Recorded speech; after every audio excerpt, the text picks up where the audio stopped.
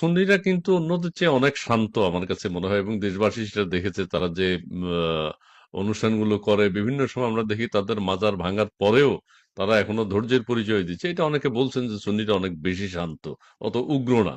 যাই হোক, আমি আপনি আপনাকে একটা কথা জানাবো ভাইয়া, ইসমাইল ভাইয়া, আপনাকে একটা কথা আমি জানাই। জি এক ফুলতলি, সিলেটের ফুলতলি পিসাবের যত মুরিদ আছে, জি লক্ষ লক্ষ, সারা জামাত ইসলাম মিললে অত সদস্য নেই। একজন ফুলতলি পিসাবের কথা আমি বলো, আচ্ছা একজন আচ্ছা সোনাকারদার পিসাবের কথা আমি বলো, আটরশি এইগুলা নাই বা বললাম। আমি কথাগুলো খুব বোঝার চেষ্টা করেন। জি এরা কিন্তু অনেক শান্ত।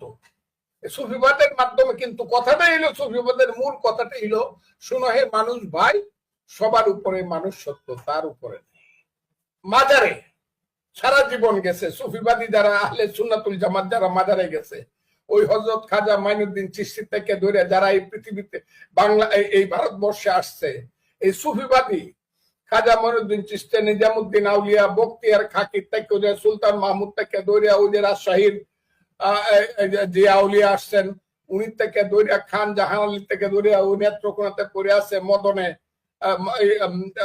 শাহ সুলতান সিলেটে, শাহজালাল, শাহপরাণ, বখতিয়ার খিলজি, এরাই তো এই দেশে ইসলাম প্রচার করছে, মোল্লা মুন্সিরা করছে। এই ইসলাম প্রচার করার জন্য না এদেরকে দেওয়া যাবে না, মাজার ভাঙিয়ে ফেলতে হবে, পুড়িয়ে ফেলতে হবে, এদেরকে মিছিল করতে দেওয়া যাবে না। দেবে না কেন? আমি তো ইসলামের বেসিক জিনিস মানতে আছি।